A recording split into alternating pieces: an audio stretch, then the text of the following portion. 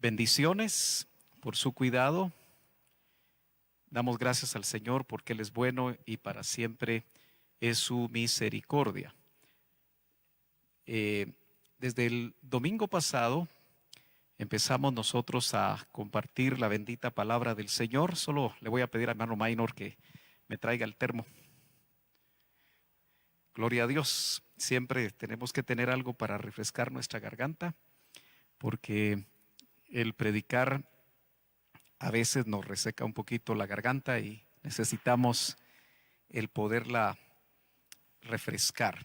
Le decía que el domingo pasado tuvimos la oportunidad de iniciar un tema acerca de la urgencia, así le llamamos, de salir de Egipto.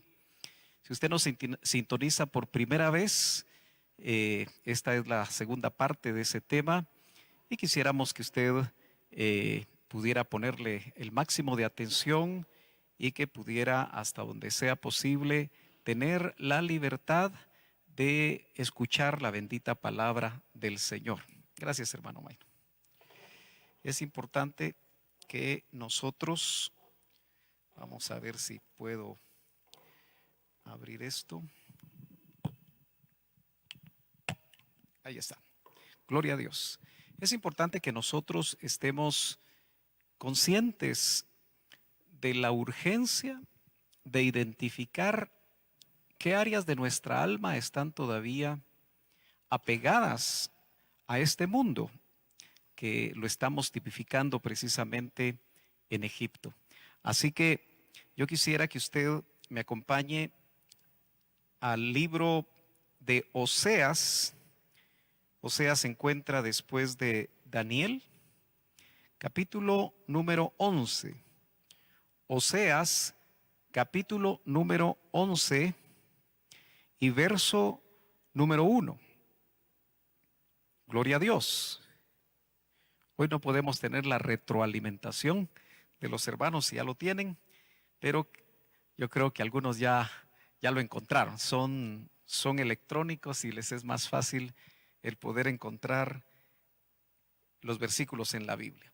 Quiero leer con ustedes, para introducir la segunda parte de este tema, este verso. Dice: cuando Israel era muchacho, yo lo amé. Cuando Israel era muchacho, yo lo amé. Y de Egipto llamé a mi hijo.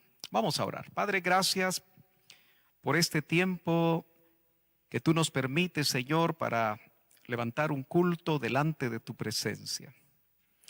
Venimos, Señor, dándote gracias porque eres tú el que has preservado nuestra vida.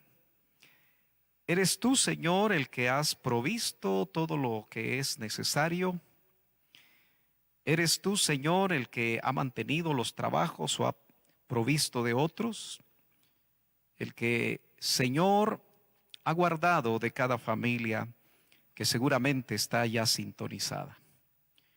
Venimos, Señor, delante de tu presencia, suplicándote que una vez más tu Espíritu Santo nos asista, nos dé de la gracia que solamente viene de ti, Señor, y que podamos una vez más ser un instrumento por medio del cual tu palabra pueda ser trasladada, Señor, con unción de tu Espíritu Santo, con la iluminación que solamente Él puede dar a tu bendita palabra. Quita de nuestras mentes los prejuicios, quita de nuestras mentes los problemas o cualquier cosa que pueda estar ocupando nuestra mente y nuestro corazón en este momento, para que podamos, Señor, ser sensibles una vez más a la voz de tu precepto, a la voz de tu palabra. Bendecimos las familias. Te pedimos y suplicamos, Señor, que pongas tu mano de sanidad en los enfermos y que tú, Señor, suplas cualquier necesidad. Oramos en el nombre de Jesucristo. Amén y amén. Es interesante, mis hermanos, cómo el profeta Oseas recibe precisamente de parte del Espíritu Santo, que fue el que inspiró a los santos hombres, como dice el apóstol Pedro, que escribieron y que se le llama autógrafos, es decir, aquellos que escribieron lo que les fue revelado desde el original, desde el primer momento que les fue revelado y ellos tuvieron la oportunidad de escribir. Es interesante cómo Oseas nos da una palabra que tiene, diría yo, un doble cumplimiento, porque se cumplió en Israel, que precisamente se hace alusión a él, de una manera yo diría hasta poética, porque dice, cuando Israel era muchacho, yo lo amé. Qué bendición saber que el Señor nos ama. Qué bendición saber que el Señor te ama con todo su corazón, y por eso la palabra dice en otra parte, con amor eterno te he amado. Eso nos debe de llenar nuestro corazón, especialmente cuando alguien se siente solo. Podemos estar acompañados de muchas personas y a la vez sentirnos solos. Pero cuando ese sentimiento de soledad, o aún ese espíritu de soledad está llegando a tu vida, recuérdate que el Señor dice que con amor eterno te ha amado. Y de esa manera se dirige a Israel. Pero la frase que me interesa en esta mañana es la segunda parte del verso que dice, y de Egipto. Dijimos el domingo pasado que Egipto es como una cabeza federal. No solamente estamos hablando del lugar geográfico donde se encuentra aún Egipto, sino estamos hablando más de una atmósfera de tipo espiritual. Y es aquí en Egipto donde el Señor nos está diciendo que es urgente en este tiempo salir de Egipto. Nosotros como hijos de Dios necesitamos ser completamente sinceros con Dios para saber qué áreas de Egipto todavía nos gustan, qué áreas de Egipto todavía nos atraen. Entonces dice, de Egipto y de Egipto llamé a mi hijo. Fíjese que digo que es una profecía de doble cumplimiento porque realmente podemos ver nosotros que aunque Oseas mira en retrospectiva, porque ya cuando vive Oseas y traslada esta profecía, ya Israel había salido de Egipto. Pero lo interesante es que está profetizando sobre aquel que es el Hijo de Dios. Por eso vemos ese cumplimiento en el capítulo número 2 de Mateo, si usted me acompaña. Y vamos a ver cómo el autor de este evangelio, en su verso número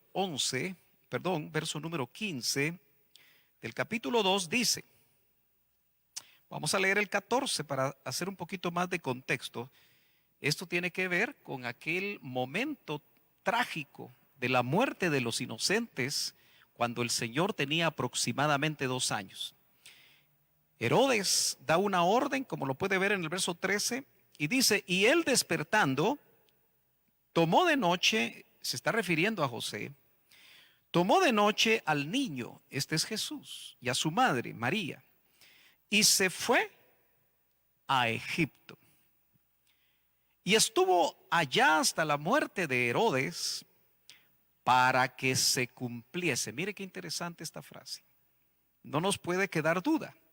Para que se cumpliese lo que dijo el Señor, entendamos por boca del profeta Oseas, por medio del profeta. Aquí no está el nombre, pero sabemos por lo que acabamos de leer que fue Oseas. Cuando dijo, de Egipto llamé a mi hijo. Se cumplió con Israel, pero también se cumplió con nuestro Señor Jesucristo, con Jesús. Siempre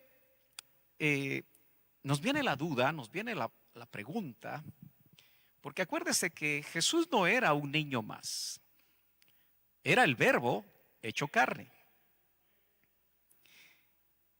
Y siendo el Hijo de Dios, el creador de todo el universo, y dice que nada fue hecho, o nada de lo que existe fue hecho sin que se hiciera a través del Hijo, uno no entiende cómo él permitió que Herodes lo hiciera huir junto con su familia. Sin embargo, eso nos hace pensar cómo Dios en algunas ocasiones te puede revelar que necesitas salir de cierto lugar o aún de cierto país. Y entonces tenemos que una vez más saber que en este caso José, a través de ser advertido de parte de Dios en sueños, notamos que él hizo caso y se fue a Egipto. Ahora, ¿qué significará que Jesús se haya ido a Egipto? Aquí hay jóvenes de alabanza y de repente hablan fuerte porque con mascarilla es difícil oír. Pero, ¿qué se imaginan ustedes que fue la razón o podría haber sido la razón por la cual Jesús también tuvo que ir a Egipto? Es interesante cómo dijimos ya que por asuntos de hambre, Abraham fue a Egipto. ¿Se acuerda? Cuando se metió en problemas con Faraón porque por temor dijo que su esposa era su hermana. Leemos que a Isaac no le permitió Dios ir a Egipto. A Jacob nuevamente en ambientes que tenían que ver con hambre, notamos que primero llegó José, Dios lo levantó a través de un plan, pero luego Jacob y todos sus descendientes, y estamos solo recordando un poco lo que dijimos el domingo pasado, también el pueblo de Israel, que eran solamente 70 los descendientes del patriarca Jacob, no solo llegaron, sino que se quedaron ahí 430 años. Y entonces ahora nos damos cuenta que también Dios hace que el libertador del pueblo, es decir, Moisés, en una etapa también donde se mata a niños inocentes y él es salvado de las aguas y de ahí debe su nombre Moisés, que significa salvado de las aguas, es creado en Egipto. Por 40 años él se desarrolló en Egipto como hijo de la hija de Faraón. Y ahora vemos que Jesús, el Hijo de Dios, ¿por qué no huyó a Siria? ¿Por qué no huyó a Mesopotamia? ¿Por qué no huyó a Arán? ¿Por qué a Egipto? Bueno, lo único que a mí se me ocurre, porque ninguno de los hermanos me dijo algo, pero están pensando, ¿verdad? Gloria a Dios. Qué bueno es tener alguna interacción después de siempre estar frente a cámaras o frente a celulares. Pero, hermano amado, me parece a mí que el permitir que Jesucristo, el verbo hecho carne, Jesús, fuera a Egipto, es como una identificación con ser hombre. Usted sabe que Él es perfecto hombre y perfecto Dios. Sin embargo, ese tiempo que permaneció en Egipto me parece a mí una identificación con lo que es el mundo, sin haber sido Él tocado precisamente por el mundo. Hay una frase que el Señor puso en mi corazón al meditar sobre esto que dice: Jesús estuvo en Egipto, pero Egipto nunca estuvo en él. Gloria a Dios. Y me parece que ese es el anhelo de Dios para ahora aquellos que somos sus hijos. Porque dice San Juan, se acuerda, que a todos los que creen en su nombre nos dio el poder de llegar a ser hijos de Dios. El mismo autor en su primera epístola nos dice a nosotros, me parece que en el capítulo número 4, ahora somos hijos de Dios, pero no se ha manifestado lo que hemos de ser.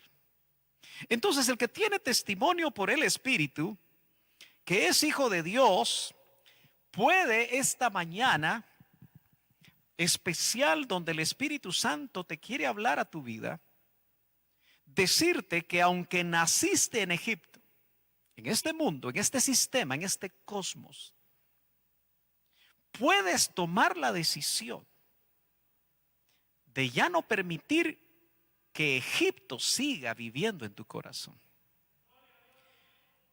Yo creo que ese es el drama. Me parece que es la coyuntura, ese cruce de caminos que todo hijo de Dios en estos días tiene que tomar.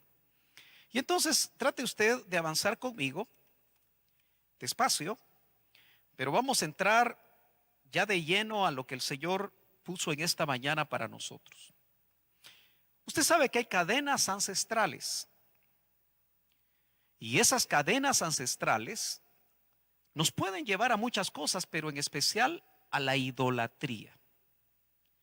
Si todos los que estamos aquí en comunión a través de estos medios, sabemos que también entramos a este mundo desde el momento en el que nacimos, espíritu, alma y cuerpo, aunque éramos pequeñitos y algunos pesaron 6 libras, otros 8 libras, algunos más fuertes llegaron a las 10, pobre mamá, ¿verdad? Que llegó a las 10 libras, qué difícil haber sido ese parto.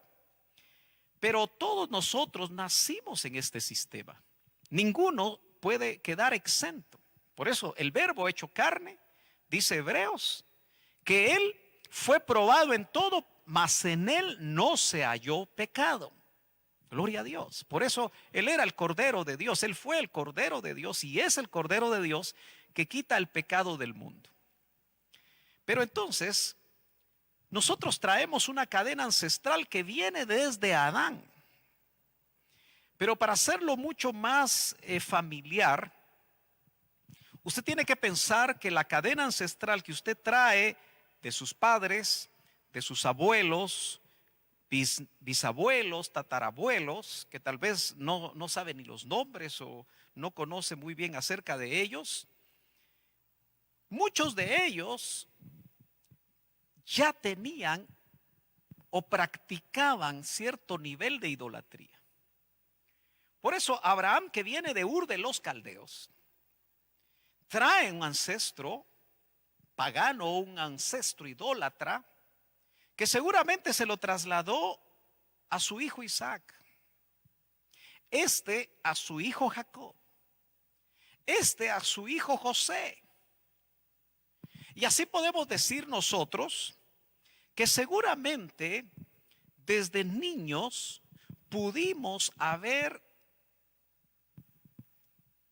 agarrado, haber engramado en nuestra alma una cadena ancestral de idolatría. Idolatría a veces tan definida como ir tras dioses ajenos. Todo aquel que viene precisamente del catolicismo no me negará, si sus padres vienen de por ahí, no me negará que en casa pudieron haber ídolos hechos por los santos o hechos para los santos según el criterio de la iglesia de la que estamos hablando. Y por supuesto, si algún católico me está oyendo, por favor no se ofenda. Pero sí tiene que reconocer que eso es algo que forma parte del culto que se desarrolla.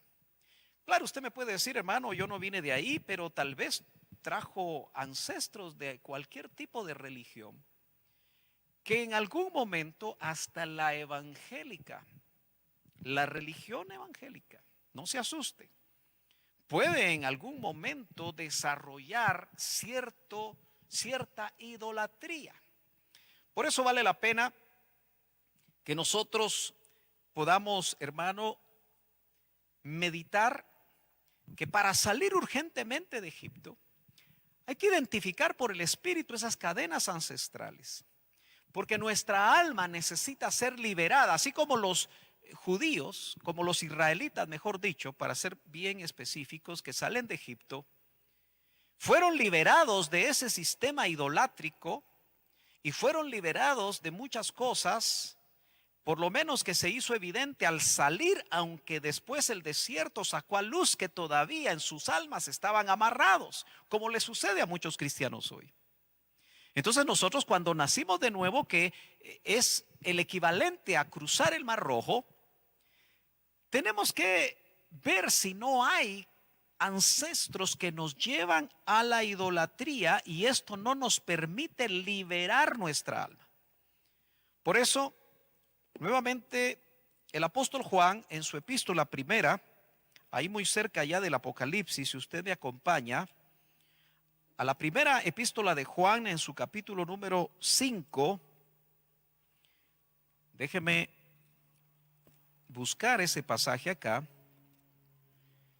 dice en su verso 21, hijitos, guardaos de los ídolos. Juan le escribe a hijos de Dios que seguramente traían esos ancestros idolátricos. Nosotros, los chapines, no podemos negar nuestros ancestros nativos. Al fin y al cabo, estas regiones vienen de los mayas. Y luego, posteriormente, de aquellos pueblos que salieron de los mayas. Y usted tiene que recordar, porque todos sabemos que también los mayas tenían un culto idolátrico. Lo que le quiero decir es que nuestras almas son proclives a la idolatría. El sistema de Egipto se ha vuelto tan sutil que ahora, aunque tú no tengas un ídolo en casa, una estatua o una imagen, puedes tener otra clase de ídolos. Por eso, el diccionario nos indica que ídolo es una persona, ojo, o cosa. Una persona o cosa por la que se siente un amor o admiración excesivos. Entonces eso nos amplía el panorama. Y es que no me dejará mentir aquella madre que quizá esperó mucho tiempo, por alguna razón no podía dar hijos, y el Señor hace un milagro en su vida y le dio un hijo. La tendencia es que, amada madre, tú ames más ese hijo o esa hija de una manera tan excesiva que puede volverse un ídolo en tu corazón. Hay esposos que están, diríamos, voy a usar una frase que se van a reír los que están aquí, perdidamente enamorados de su esposa, porque el mundo usa esa frase. Y qué bueno que estén enamorados y tenemos que seguir enamorados. Pero cuidado con hacer de tu esposa un ídolo. Amarla con un amor excesivo, más que a Dios.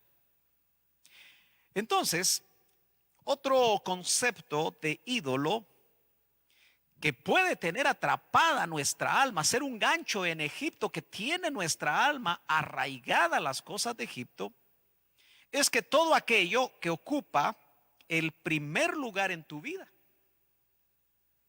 se transforma en un ídolo. Yo creo que si yo hiciera la pregunta, si el Señor ocupa el primer lugar en tu vida, tú inmediatamente dirías, amén, porque somos automáticos nosotros. Y después meditamos sobre las cosas. Y claro, lo normal es que Cristo ocupe el centro de nuestras vidas. Hasta cantamos eso, ¿no? Que Él sea el centro de nuestras vidas. Pero la pregunta es si solo es un canto, o solo es un pensamiento, o es una realidad. Y yo lo que te quiero recordar es que el enemigo de nuestras almas va a tratar continuamente a través de las cosas de Egipto, a través de personas, a través de influencias, a través de cadenas ancestrales, de sacar de tu corazón al Señor y poner otra cosa ahí en el centro de tu vida. Yo me ponía a pensar que la única manera que nosotros podemos realmente saber si no hemos o no estamos dando lugar a la idolatría en nuestras vidas es que hagamos un verdadero examen si papá, mamá, hijos, un maestro, un pastor, un hobby, los deportes, un deporte en especial, un trabajo, estudios, una empresa, una esposa, el ministerio. ¿Sabe usted que hay ministros que aman más el ministerio que a Dios? Y dan la vida por el ministerio. Pero el ministerio es solamente un oficio. Y si nosotros los ministros no amamos más a Dios, y si tú, que eres una oveja o eres un servidor o eres alguien que está dentro de la organización de una iglesia local, no amas más al Señor, entonces puede ser que hasta tu privilegio se vuelva un ídolo. Y eso nos amarra a Egipto. Yo quiero que tú entiendas que eso nos tiene arraigados a Egipto. Es un gancho. Aquí hay músicos. Tocan más de un instrumento. Cantan. Pero que eso no sea más importante que tu relación con Dios. De lo contrario, entonces vas a encontrar que eventualmente te vas a caer en esa cadena ancestral. Yo quiero que tú recuerdes, el pueblo de Israel venía de un ambiente idolátrico, sale de Egipto, le abren el mar rojo, el Señor para que pudieran salir de Egipto envía 10 plagas, tú conoces todo eso muy bien, el Señor lo abre el mar en un evento prodigioso, pero cuando llegan al desierto, se dan cuenta que añoran la vida de Egipto. Yo te pregunto, amado hermano, ¿tú estás todavía honestamente añorando lo que hacías en Egipto? ¿Vienen recuerdos de lo que hacías en Egipto? Los ajos y las cebollas todavía te atraen. Tenemos que ser honestos, porque el tiempo se está terminando para que el trabajo del Espíritu Santo pueda ser el de liberarnos de ese Egipto, porque es urgente salir de ahí. Una forma, como yo creo que fácilmente nosotros podemos medir qué tanto influencia Egipto o algo de Egipto, de este sistema en nosotros, es que yo te invito a que midas el tiempo que le dedicas a algo o a alguien. Y entonces podremos fácilmente identificar nuestro ídolo. Mire, qué difícil situación. Hay personas que trabajan 16 horas. Y seguramente me van a decir, hermano, pero fíjese que es la única manera de sostener a mi familia. Bueno, yo sigo creyendo que Dios es proveedor. Y decía mi pastor, hablando de un obrero, hablando de una persona que tal vez no había estudiado y por eso tenía que trabajar de una manera física, que se le preguntó en una ocasión, mira, ¿y tú qué es lo que estás haciendo? Abriendo zanjas, porque a veces el que no estudia tiene que llegar a hacer ese tipo de trabajo, que obviamente es un trabajo honrado. Y entonces le preguntaron nuevamente, ¿y para qué comes? Para abrir zanjas. ¿Y para qué abres zanjas? Para comer. Un ciclo demasiado sencillo. Pero a veces nosotros andamos así, ¿verdad? Todo nuestro universo, todo nuestro interés es alcanzar a través de nuestro trabajo todo lo que deseamos.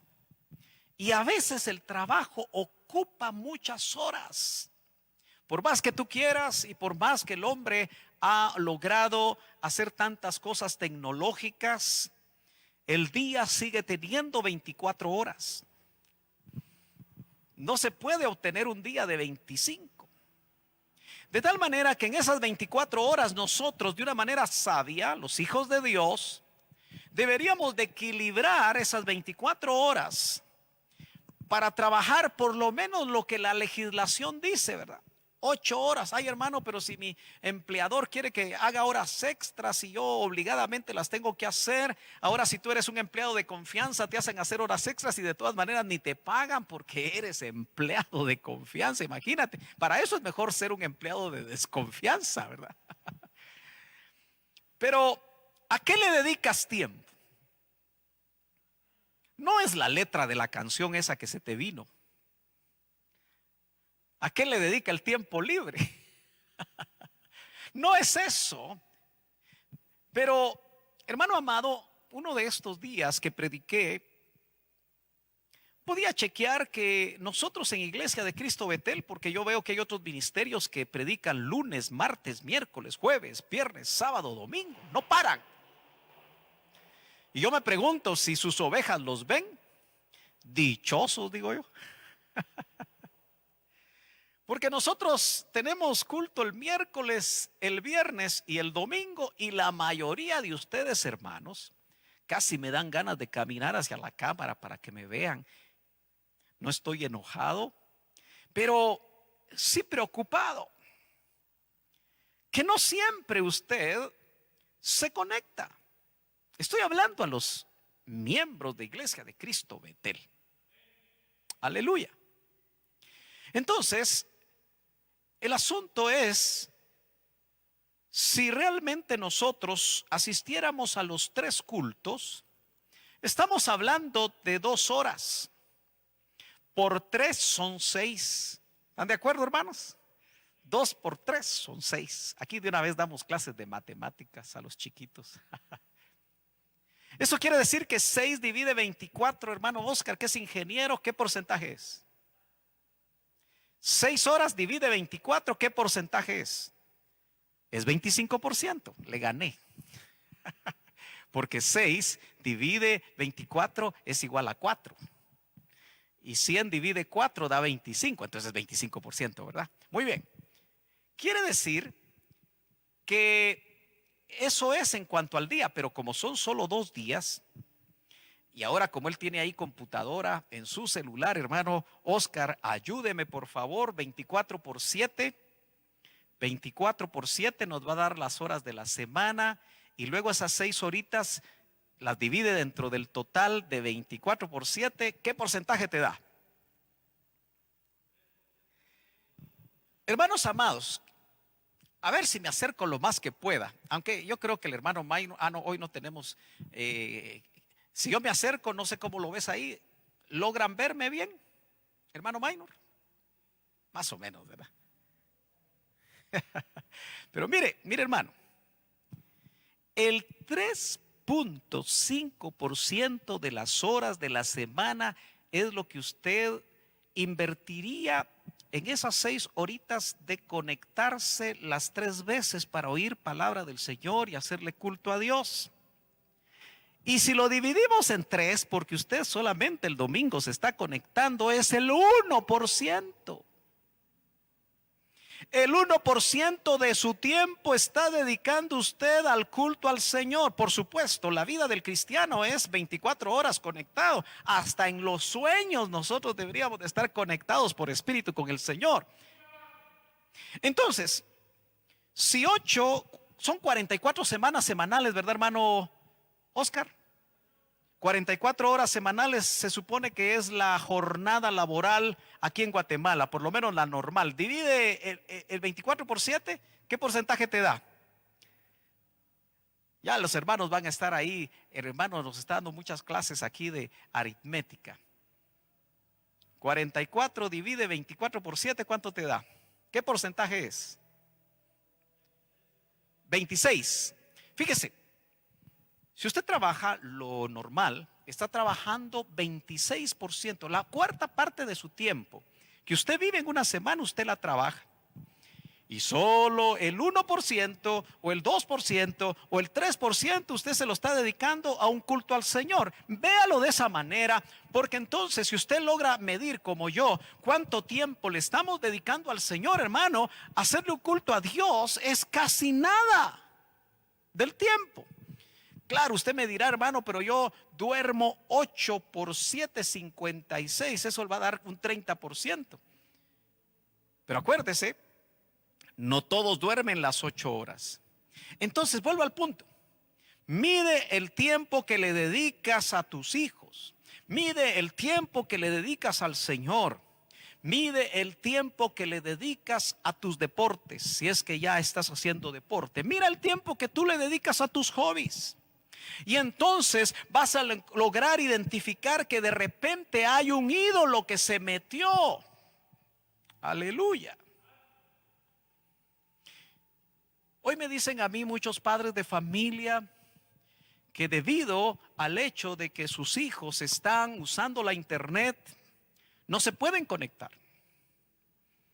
Y lamentablemente parece ser que el sistema guatemalteco ha complicado más la educación, porque de lo que era la forma presencial, porque me dicen que hay muchachos en la universidad que empiezan desde temprano y terminan al anochecer. Yo no sé si eso sea así, pero eso significa que entonces el sistema guatemalteco está complicando más las cosas.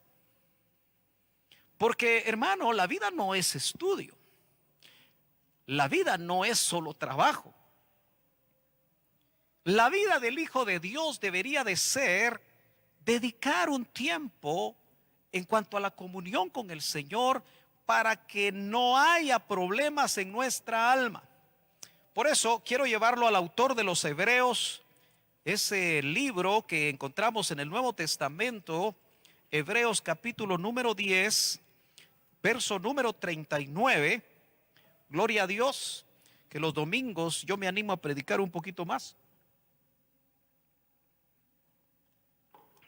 Aleluya. Mire lo que dice este verso. Verso 39 del capítulo 10 de Hebreos. Ojalá que usted se identifique con ese pasaje esta mañana. Pero nosotros, dice el autor, y lo dice en plural, refiriéndose a los hijos de Dios. Pero nosotros no somos de los que retroceden para perdición, sino, entiéndase, somos de los que tienen fe para preservación del alma. Aleluya. Estamos hablando de la urgencia de salir de Egipto. No sé si usted me está captando. Estamos hablando de que hay cadenas ancestrales que nos pueden tener amarrados a ídolos. Hoy un celular se puede transformar en un ídolo.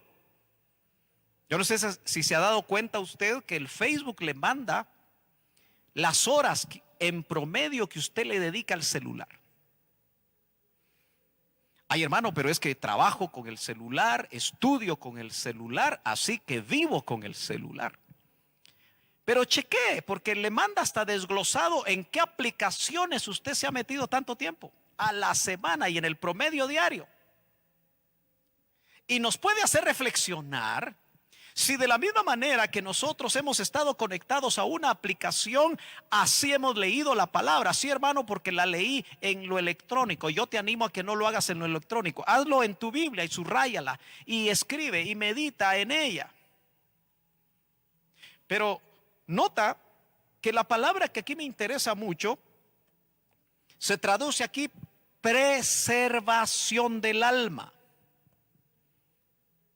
Dijimos que la vida del cristiano está resumida en dos actos y un proceso.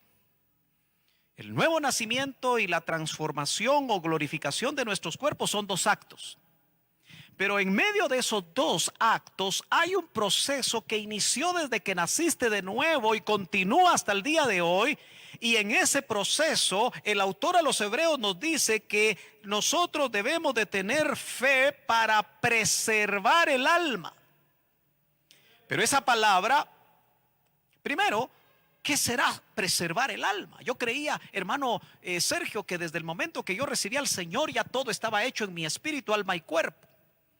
El Señor le dio vida a tu espíritu, pero ahora el Espíritu Santo está trabajando tu alma, en ese proceso largo la está preservando si tú tienes fe.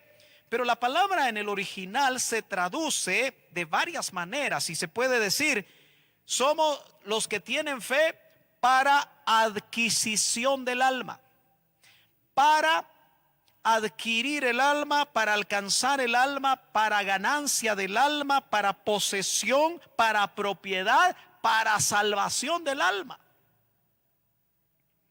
¿A cómo así, hermano Sergio? Entonces quiere decir que mi alma todavía no es salva.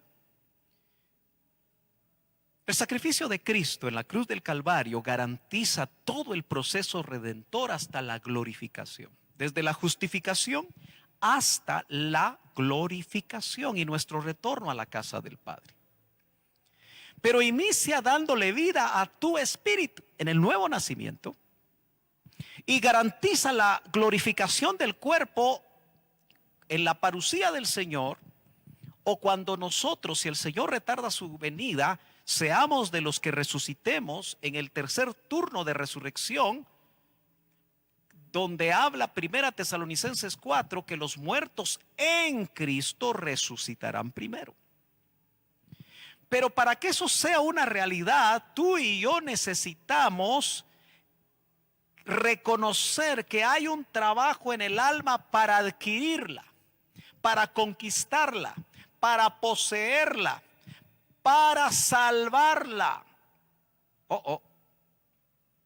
No estoy hablando que la salvación sea por obras, porque la Biblia dice que nosotros somos salvos no por obras para que nadie se gloríe. En una forma legal, el sacrificio de Cristo y su derramamiento de sangre en la cruz del Calvario garantiza la redención y la salvación de tu alma, pero hay un aspecto diario en el que nosotros tenemos que conquistarla, tenemos que poseerla. ¿Y cómo lo vamos a hacer? Por medio de la fe. Entonces, hermano amado, el gran problema que nosotros tenemos es que Egipto está en nuestras almas. Lo que todavía nos gusta de Egipto está en tu almita. Entendámoslo de una vez. Aquel cristiano tradicional que sigue creyendo que ya no hay que hacer absolutamente nada porque ya recibió al Señor, seguirá enfrentando en lo secreto de su vida problemas difíciles. No va a poder manejar adecuadamente su carácter. No va a poder dejar aquel pecado escondido que le está haciendo daño y que lo hace muchas veces pecar contra su familia. Entonces, hermano amado, esa palabra, aunque el tiempo va corriendo, quiero básicamente que apuntes esos versos y los estudies en tu casa, pero esa palabra se usa también en Primera Tesalonicenses 5:9 y se traduce sino para alcanzar salvación. El alma hay que alcanzarla. Segunda Tesalonicenses 2:14 también traduce para alcanzar la gloria de nuestro Señor Jesucristo. En Primera de Pedro 2:9 se traduce adquirido, pueblo adquirido por Dios. El alma hay que adquirirla. Cristo en la cruz del Calvario pagó el precio, pero tú tienes que hacer eso realidad día a día. En Efesios 1:14 nos habla de la redención, de la posesión adquirida. Y en una versión, ese capítulo 10 y verso 39 dice, para ganancia del alma. Entonces, si nosotros no somos de los que retroceden, ojo, mucho cristiano en esta pandemia ha estado retrocediendo. Tú tienes que ser honesto en esta mañana si tienes el testimonio de que has estado retrocediendo, como lo estoy tratando de graficar ahora. Pero dice el autor a los Hebreos que no tenemos que ser como los que retroceden. Yo te quiero exhortar en el nombre de Jesús, a ti joven, a ti señorita, a ti hermano amado, a ti niño que me estás viendo en esta mañana, si tienes testimonio que has retrocedido en algún aspecto de tu vida espiritual, yo te pido que te detengas y que regreses, que retornes. No te quedes quieto ahí, porque cada paso que das hacia atrás te estás hundiendo más en el sistema llamado Egipto, te estás hundiendo más en el mundo, te estás volviendo más sensible a las cosas del mundo, te están gustando otra vez las cosas del mundo, y lo más tremendo es que estás siendo esclavizado por las cosas del mundo. Me decía el Señor en uno de estos días, hoy hay muchos hijos de Dios, atados a Egipto. Viven la vida de Egipto y solo hacen lo que los evangélicos hacen. Yo sé que nosotros nos ubicamos dentro de la religión evangélica, aunque no somos religiosos, pero cuando nos preguntan, ustedes esto, es lo otro, nosotros, y siempre en los formularios que quieren preguntar sobre esto, dice, ¿qué religión? Ponemos evangélica, solo para identificarnos, pero en realidad lo que somos es hijos de Dios. Y la religión evangélica tiene un modo de vida, tiene una forma de actuar. Se supone que los evangélicos no chupan, tal vez solo dulces. Se supone que los evangélicos no mujerean, es decir, le son infieles a su esposa, o si son solteros andan de flor en flor. Se supone que los evangélicos no roban. Pero ¿sabe qué? Hoy hay evangélicos que chupan, que mujerean, que roban y que hacen muchas cosas que son del sistema de Egipto. Aló. Si de repente te está doliendo, si de repente te estás enojando, tienes que chequear si no es porque estamos diciendo la verdad y el Espíritu Santo te está desnudando a ti en lo personal. No con la intención de destruirte, sino con la instrucción, con el deseo de parte de Dios de llegar a que tú reacciones. Han pasado 8 meses, de marzo para acá. Casi los 9 meses, creo que ya llegamos a los 9 meses, donde no nos hemos congregado. Y muchos su vida cristiana la tenían en relación a su comunión con otros. ¿Te has dado cuenta que hay cristianos que en su debilidad de fe necesitan el apoyo y el sostén de otros? Y quizá tú te quedaste tirado. En el nombre del Señor yo te digo, el Señor te ama y te quiere levantar. Ya no retrocedas, sino levántate en el nombre del Señor como se levantó el hijo pródigo y regresa a la casa del Padre. De lo contrario, tengo que decirte que estás en grave peligro. Hoy es un tiempo en el que no quisiéramos ver juicios correctivos. El Señor en su amor, cuando mira que un hijo o una hija de Él se están apartando y se están hundiendo en el pecado y están en una situación que no quieren volver, y Él sabe y conoce la vida de cada uno de nosotros, puede enviar un juicio correctivo que incluso te puede quitar la vida. ¿Cómo me dice usted que Dios me ama y me está amenazando que ese Dios que me ama me puede quitar la vida física, si lo que estás haciendo no vas a encontrar el modo de regreso en su amor para que seas salvo y no caigas en una apostasía irreversible? El Señor puede hacer eso. Al fin y al cabo, Él es el dueño de cada uno de nosotros. Pero quiero entrar al segundo punto. Después de 50 minutos, Señor, ayúdame. Donde lo que quiero compartir con usted en esta segunda parte de la urgencia de volver, o mejor dicho, de salir de Egipto, es el llamado de Moisés a Faraón, cuando en Éxodo 5, si me acompañas ahí rápidamente a ese segundo libro de la Biblia, capítulo número 5, el llamado que Moisés de parte de Dios le hace a Faraón, el poder que había sobre Egipto. Acuérdese que esos faraones creían que eran dioses, con D minúscula. Aunque se creían, creo que dioses con D mayúscula. Pero se volvían entonces vectores de poderes, de potestades caídas. Y de esa manera Moisés y Aarón tienen que ser investidos de poder. Por eso les dan vara. Una vara que hacía maravillas. Una vara que hacía señales. Y en el capítulo 5, verso 1, nosotros leemos que dice: después Moisés y Aarón, capítulo 5 de Éxodo, entraron a la presencia de Faraón y le dijeron: Jehová el Dios de Israel dice así: deja ir a mi pueblo a celebrarme fiesta en el desierto, a celebrarme culto en el desierto. ¿No le parece que estos 9 meses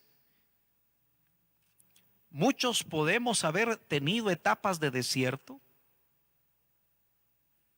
Ya sea por una enfermedad, fuera el COVID u otra enfermedad, ya sea por haber perdido el trabajo o por cualquier circunstancia, pudiste o puedes estar en lo que la Biblia habla de un desierto, no literal. Y el que está en el desierto necesita ser liberado, ser sacado del ambiente de Egipto para poder hacerle fiesta al Señor aún en el desierto. Pero del 1 al 8 no lo voy a leer por razones de tiempo. Tú te puedes dar cuenta que Faraón dijo: ¿quién es Jehová para que yo oiga su voz y deje ir a Israel? Se puso de tú a tú. Es más, se creyó mayor al Señor y tuvo que enfrentar el poder de Dios a través de esas 10 plagas que culminaron con la muerte de su propio hijo primogénito. Ahora, lo que yo te quiero decir en esta mañana es que mientras se está en Egipto, y nosotros tenemos que ser honestos delante de Dios, porque el hecho de que lo ocultemos, el hecho que lo guardemos, no significa que no estemos ahí si esa es nuestra realidad. Mientras se está en Egipto, hermano amado, no se puede celebrar un verdadero culto a Dios. Lo repito. Mientras estamos en Egipto, no podemos celebrar un culto verdadero a Dios. Por eso el llamado era: deja ir a mi pueblo para que me celebre culto, aunque sea en el desierto. ¿Se recuerda usted de la mujer samaritana de San Juan capítulo 4? Una mujer desdichada. El primer marido no le funcionó. Probó con el segundo. Tampoco le salió bueno. Haber sido un aguacate de los que no salen buenos. Dicen que los hombres, yo me imagino que lo dicen las mujeres, ¿verdad? Los hombres son como los aguacates, dicen. Ninguno sale bueno. Pero yo les digo, no, es que hay que ser aguacatejas, valga la propaganda. Esos sí salen buenos. Pero óigame, llegó al quinto y no le funcionó el esposo. O ella era la problemática o no sabía escoger. Claro, con esto no estoy dando permiso a que usted, si está pensando en cambiar el que tiene. No, ella estaba en el mundo, ella estaba en Egipto. Con el sexto dijo: mejor ni me caso, ¿para qué voy a hacer otra fiesta? Y cuando conoció a Jesús, el séptimo, dijo: a este judío está interesante. Una mujer insatisfecha, una mujer frustrada, una mujer que bajando a recoger agua en su cántaro, y su propio cántaro habla de la frustración cotidiana de todo lo que hacía. Por eso dice que dejando su cántaro, cuando conoció al Señor, se fue, dejó su cántaro, dejó su vida pasada. Pero a ella le dijo el Señor en ese diálogo cómo se debe de adorar. Y le dijo incluso que ella como samaritana no sabía realmente cómo adorar, sino que eran los judíos. Pero lo interesante es que le dijo que los que adoran deben adorar en espíritu y en verdad. Por eso literalmente el que no ha nacido de nuevo está hundido y esclavizado en Egipto, en el mundo. Pero estamos hablando con aquellos que se supone que ya salimos de Egipto, pero que voluntariamente hemos querido regresar en algunos aspectos de la vida de Egipto, especialmente en el tiempo que estamos viviendo, y que necesitamos, hermanos, ser honestos, porque quizá no hay nadie que te hable, no hay nadie que te diga, no hay nadie que te exhorte, sencillamente porque muchas veces todo eso lo tienes oculto. Hubo un personaje en la conquista de Jericó al que Josué llamativamente, sabiendo que habían sufrido una derrota después de conquistar Jericó, en la ciudad pequeñita de Jai,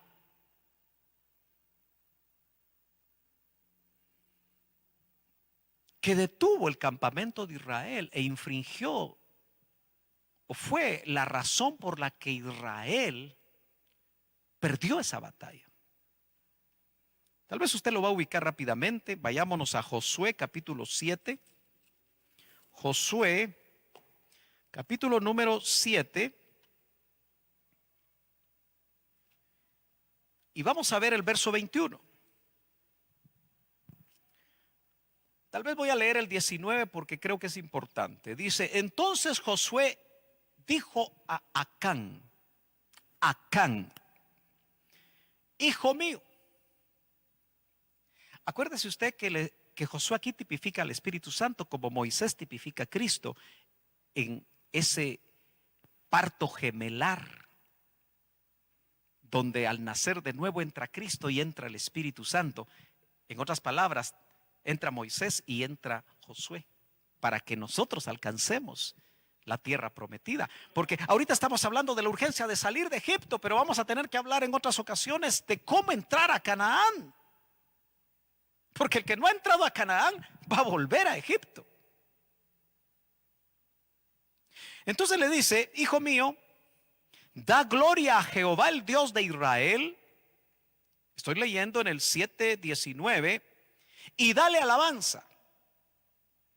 Y declárame ahora lo que has hecho. No me lo encubras. ¿Usted se imagina que un día el hermano Oscar, en un ensayo ya presencial, el Espíritu le muestre algo de alguien? Ay, ¿qué van a decir ustedes? Le dé ojos para ver. Y se acerca a esa persona y le diga, mira, dale gloria a Dios, alaba al Señor, pero con miras a discernir si lo puede o no lo puede hacer.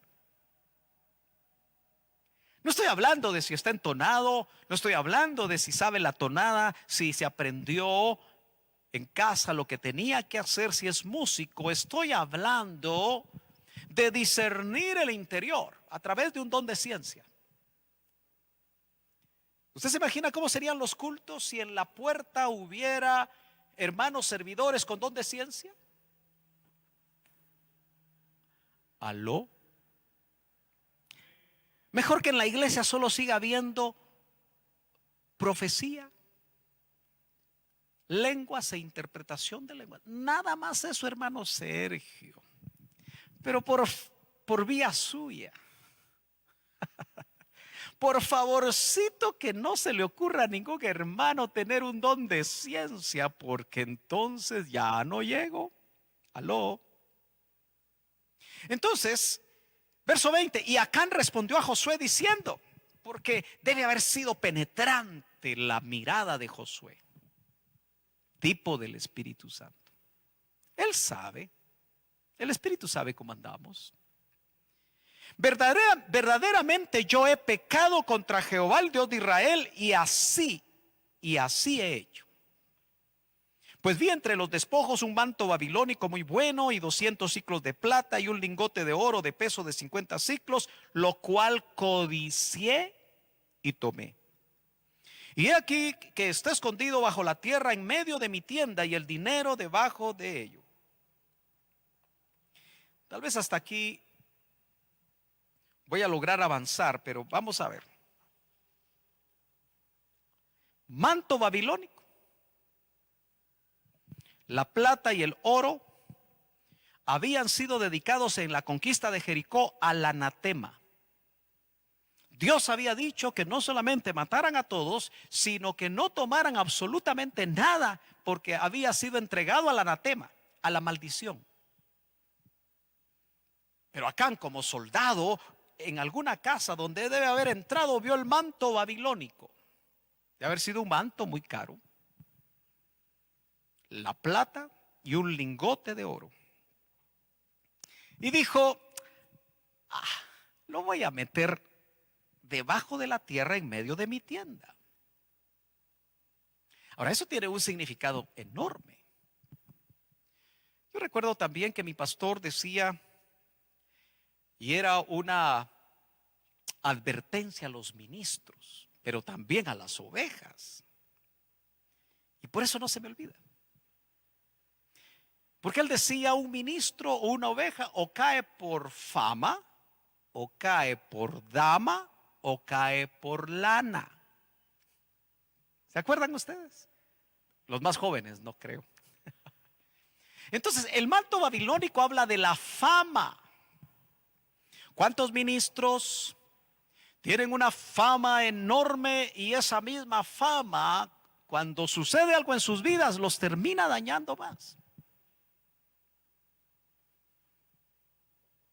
Ministros con manto babilónico escondido. ¿O cuántos ministros caen por dama? No me quiero hacer o no quiero hacer acopio de lo que está sucediendo por allá por el sur de Florida o en la Florida con un ministro muy famoso,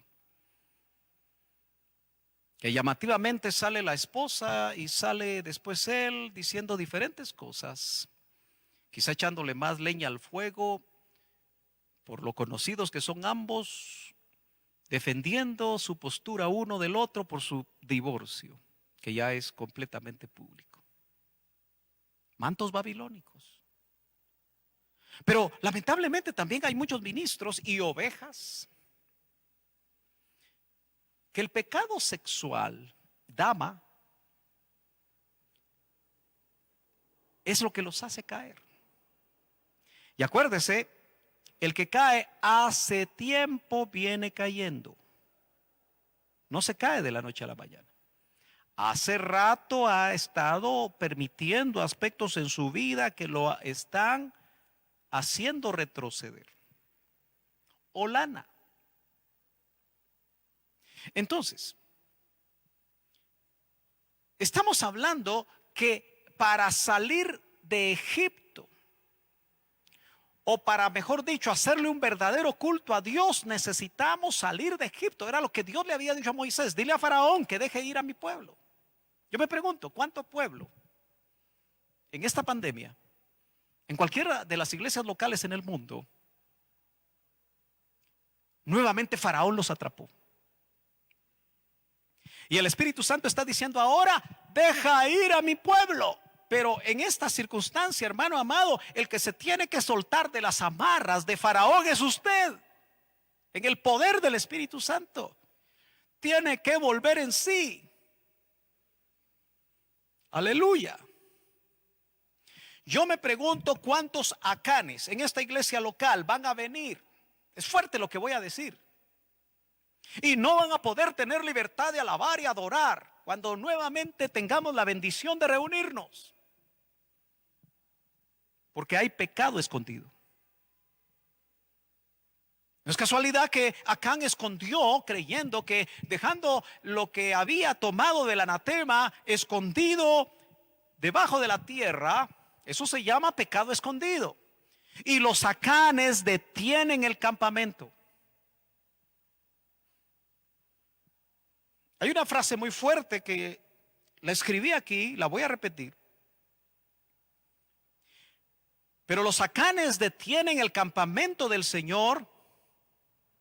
Y el tiempo que estamos viviendo es para evidenciar a los acanes, para que se arrepientan o salgan del campamento. Porque un acán detiene el campamento. Yo quiero que usted entienda que el Señor no castigó a Acán, no lo evidenció, sino que todo Israel, todo el campamento sufrió pérdida, sufrió humillación. Por eso qué difícil es la función pastoral, hermanos.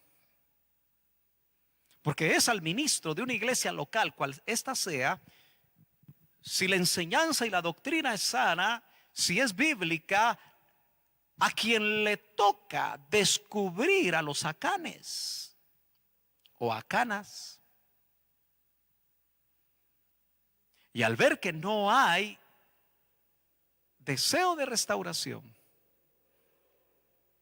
tener que decirle, es muy difícil eso, no eres bienvenido en esta congregación ya. Y cuando un ministro hace eso, generalmente todo el pueblo lo ataca. Todo el pueblo dice qué malo. Todo el pueblo dice qué injusto. Pero tenemos que leer la palabra del Señor. Cuando alguien no se quiere arreglar, se tienen que tomar decisiones muy fuertes para que el campamento no se termine contaminando. Aunque no hayan amenes.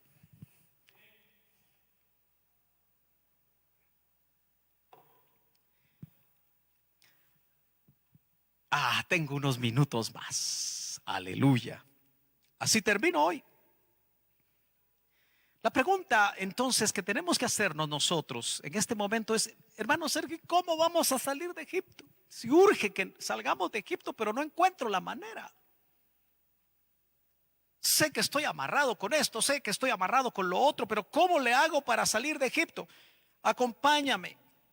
Cuando yo hacía esta pregunta, vino un pensamiento a mi mente y a mi corazón. Hay que salir de Egipto de la misma manera como salió el apóstol Pablo. Entonces vayamos a Gálatas, el capítulo número 2 y verso número 20. ¿Cómo salir completamente de Egipto? ¿Cómo cortar esas amarras? ¿Cómo liberar el alma de lo que nos está atando? Dice Gálatas 2:20, con Cristo he sido crucificado. Nota, es una experiencia personal. Y ya no soy yo el que vive, sino Cristo vive en mí. Y la vida que ahora vivo en la carne, aquí está diciendo en el cuerpo, la vivo por la fe en el Hijo de Dios, el cual me amó y se entregó a sí mismo por mí. Todos nosotros a veces conocemos el pasaje y a veces se le llama a ese pasaje o a esa porción bíblica el costo del discipulado. Cuando el Señor dice en sus evangelios que sus seguidores debemos de tomar la cruz, nuestra cruz, no la cruz de él ya llevó su propia cruz, que es la única vicaria, es decir, sustitutiva por nosotros. Él murió en la cruz para que nosotros no muriéramos en la cruz. Pero nos dice que el discípulo que es digno de él es el que toma su cruz cada día y le sigue. Entonces quiere decir que contrario a un evangelio de la prosperidad, donde lo que más importa es obtener la prosperidad material, lo que el Señor nos dice a nosotros es que cada día tenemos que negarnos a nosotros mismos, tomar nuestra cruz y seguirle. Entonces, en una ocasión vino a mi mente, al reflexionar en estas cosas, una palabra que siempre la recuerdo, porque muy claramente me dijeron a mi mente, ¿quién tomando una cruz no va a ser crucificado? Y la manera de salir de este mundo es teniendo la misma experiencia de la que nos habla la palabra el apóstol Pablo, que dice, con Cristo estoy juntamente crucificado. Y ya no vivo yo. Ese yo, la necesidad de esa muerte al yo, es la que nos va a hacer salir completamente de Egipto. Ahora, el negarnos cada día, cada uno de nosotros tiene que llegar a la conclusión de las cosas a las que tú y yo debemos de negarnos. Pero Gálatas capítulo 6, ahí mismo en esa epístola, verso 14, el apóstol Pablo amplía más su experiencia y nos traslada no su experiencia, sino que aunque la vivió, el Señor permitió que eso quedara escrito para nosotros, siendo inspirado, dice: pero lejos esté de mí gloriarme, o jamás acontezca que yo me gloríe, sino en la cruz de nuestro Señor Jesucristo. Quiero que ponga atención a la última parte. Por el cual, o mejor dicho, por Él, es decir, por el Señor, por el cual el mundo, entiéndase Egipto, ha sido crucificado para mí, y yo para el mundo, y yo para Egipto. Yo quiero que usted visualice este pasaje. Aquí hay una cruz y ahí crucificaron el sistema, en esa cruz. Y enfrente de esa cruz está la cruz donde fue crucificado Pablo. No fue literal, sino que usted tiene que recordar lo que Romanos capítulo 6 dice, que cuando el Señor fue crucificado, juntamente con Él también nosotros fuimos crucificados. Así que por la fe es que Pablo está experimentando eso, pero lo está haciendo en una experiencia personal. Y entonces quiero que usted vea esas dos cruces. En una está el mundo crucificado a Pablo, y en la otra está Pablo crucificado. Eso significa que el mundo ya no puede tocar a Pablo y Pablo no puede tocar al mundo. ¿Me está entendiendo? Eso es lo que está tratando de escribir aquí Pablo en Gálatas 6:14. Pero otro detalle que el Señor me hizo recordar es que cuando Él habló acerca de la señal de Jonás, que los judíos querían, cuando pedían señal, dice la palabra del Señor y nos da a entender que el ser levantado Jesús en la cruz nos hace recordar que había un espacio entre la tierra y los pies de Cristo. Al ser crucificado Él, ya no tocaba la tierra, había sido levantado. No sé si me doy a entender.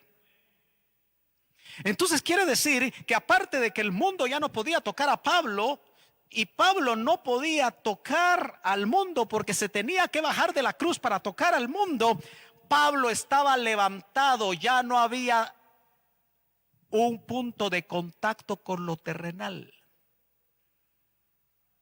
¿Cómo podemos salir de Egipto en este tramo final que nos toca vivir? Negándonos cada día, tomando nuestra cruz cada día, sin quejas, sin reproches a Dios. Porque cuando tengamos la experiencia de ser crucificados, también el mundo, Egipto, va a estar crucificado. No será más parte de nuestra experiencia. Y eso lo tenemos que empezar a vivir cada día, alejándonos más de este sistema, y al estar levantados cada uno de nosotros significará que las cosas de este mundo ya no nos son atractivas. Hoy puede ser que tú y yo, cosas de este sistema nos atraigan todavía, pero tenemos que estar dispuestos. Debemos estar con el anhelo que las cosas de este mundo ya no nos atraigan. Tenemos que tener esa seguridad que lo que el mundo ofrece, sus tentaciones, sus regalías, sus placeres, sus comodidades de este sistema, ya no nos atraigan.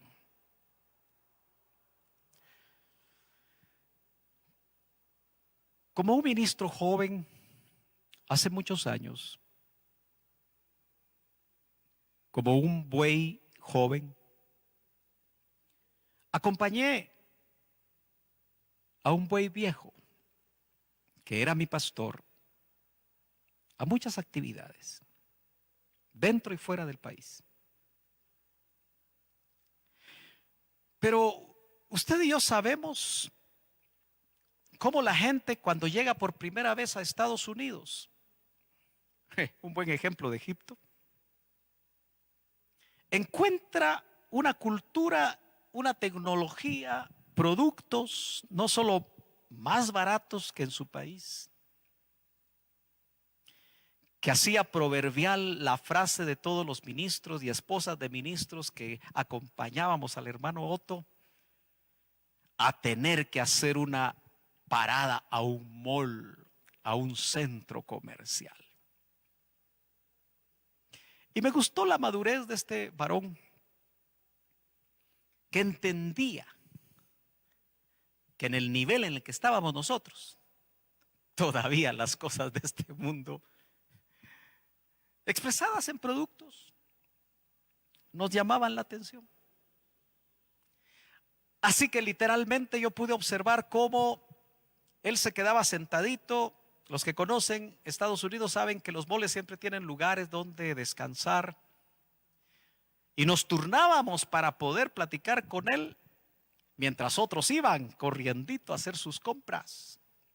Y él nos entendía, solo que él no estaba en el nivel nuestro, porque ya no le llamaba la atención esas cosas. De una manera muy sencilla yo pude darme cuenta cómo el Señor nos va elevando para que las cosas que hoy son atractivas, cuando nos van crucificando, y suena tan feo, ¿verdad? Suena tan difícil, suena tan utópico y tan irreal para muchos cristianos, que por eso hoy hay evangelios e iglesias para el gusto del cliente. ¿Quieres una iglesia sin demandas? La vas a encontrar. ¿Quieres una iglesia que te predique la palabra del Señor aunque tú te sientas mal?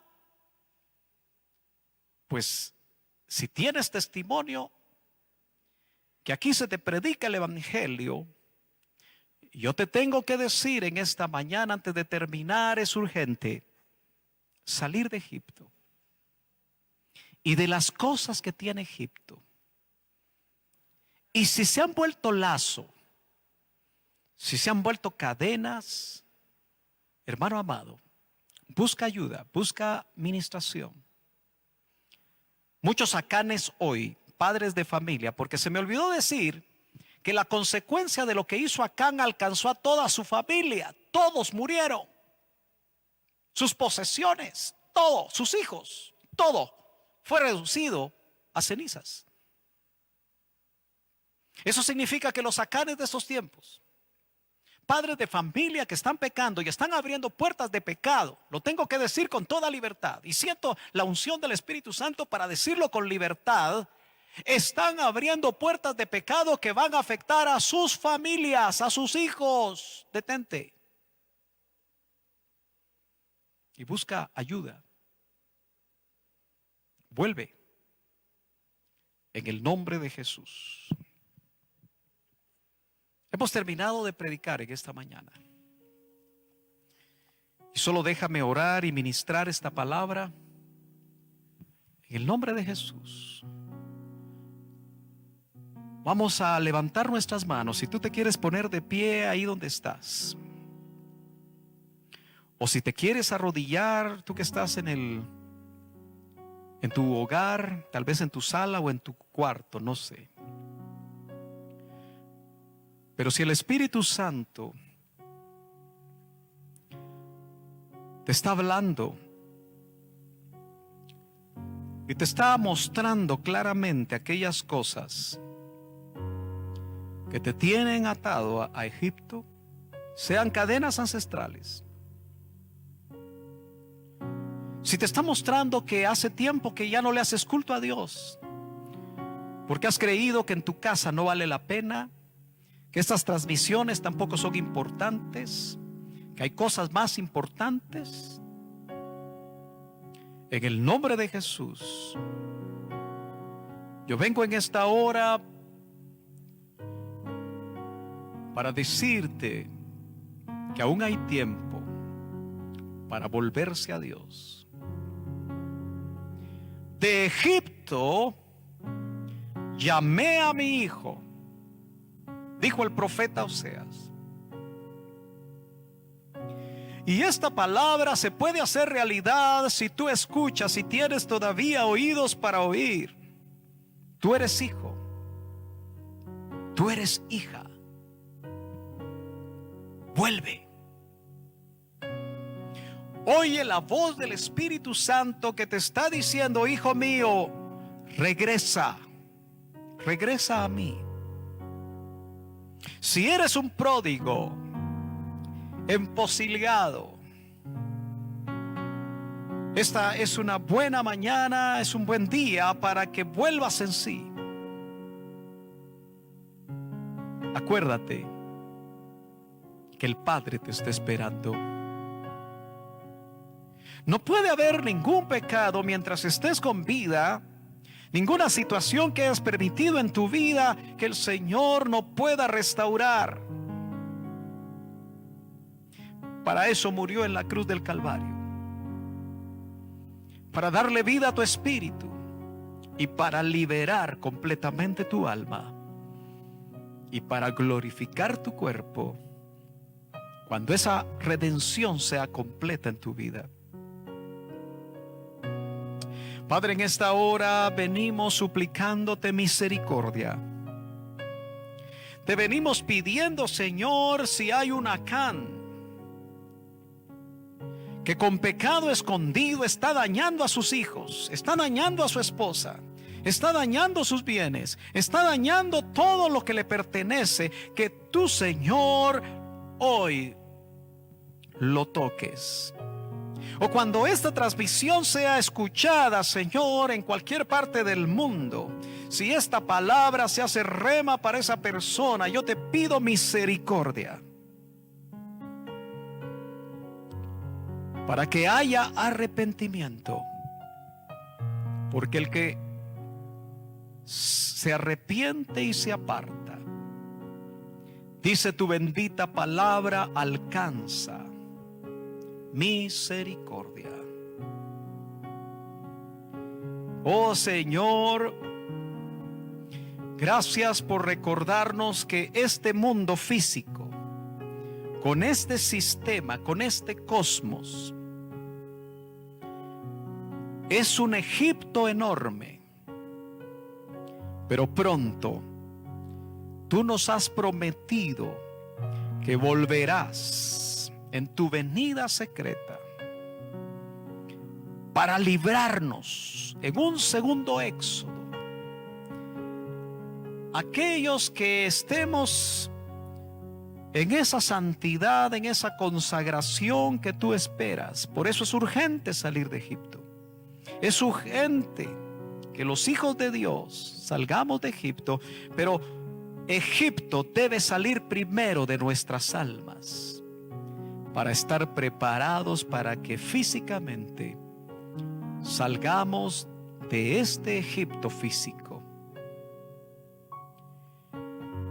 Ten misericordia de cada uno de nosotros. Ninguno puede decir en este momento que nada de Egipto no le atraiga todavía. Pero permítenos entender, Señor, que hay un camino. Es angosto, a veces doloroso, de tomar nuestra cruz y negarnos a nosotros mismos, y que el mundo sea crucificado a nosotros y nosotros seamos crucificados para el mundo y levantados para que lo terrenal ya no sea importante. Ayúdanos, Señor. Danos nuevas fuerzas. Llénanos de tu Espíritu Santo. En el nombre poderoso de Jesús, bautiza a aquellos que todavía no han sido bautizados con la evidencia de hablar en otras lenguas. Que ese sea el anhelo profundo de su corazón, Señor, para que tus promesas se hagan realidad en cada uno de nosotros. Trae fortaleza, Señor. Una vez más oramos por los que están enfermos. Pon tu mano de sanidad en los cuerpos. Que las secuelas del COVID en algunos que todavía están ahí se vayan en el nombre poderoso de Jesús. Que toda enfermedad, Señor, podamos recordar en este momento, Señor, para que la fe crezca, que tú la llevaste en la cruz del Calvario y que en tu llaga, dice tu palabra, hemos sido sanados. Que el recordar que tú eres Jehová Jireh siga dando esperanza, siga dando confianza, siga dando seguridad. Haz de cada uno de nosotros buenos administradores en aquello que tú nos das. En el nombre poderoso de Jesús, que toda cadena sea rota. Que hoy se rompa toda cadena que nos ata a ídolos. Que hoy se rompa, Señor, esos yugos. Por medio de la unción de tu Espíritu Santo se pudran esos yugos. En el nombre poderoso de Cristo, en esta mañana te damos gracias, porque tu sacrificio en la cruz del Calvario garantiza el trabajo en el Espíritu. Garantiza el trabajo que el Espíritu Santo está haciendo en nuestra alma ahora. Y garantiza la promesa de glorificación en nuestro cuerpo o de transformación al darse la parucía estando nosotros todavía vivos, con la vida del Espíritu a plenitud en nosotros. Amén y amén. Reciba, hermano amado, de parte del Señor una bendición a su vida. No se olvide que el Señor le ama. Y tú que aún no eres hijo, recuerda, el Señor se quiere revelar a tu vida. Búscalo. Si tienes el deseo de hablar con alguien, escribe ahí en los comentarios del Facebook para que el Señor permita que sepamos de tu condición y podamos escribirte. No se olvide que el miércoles a las 7 y el viernes a las 7 estaremos nuevamente en un culto al Señor, y el sábado 21 tendremos, acuérdense los discipuladores, un retiro de discipuladores virtual, y nuevamente el 22 desde el templo estaremos transmitiendo para un culto más que sea de bendición. Los saludamos y los bendecimos. Amén y amén.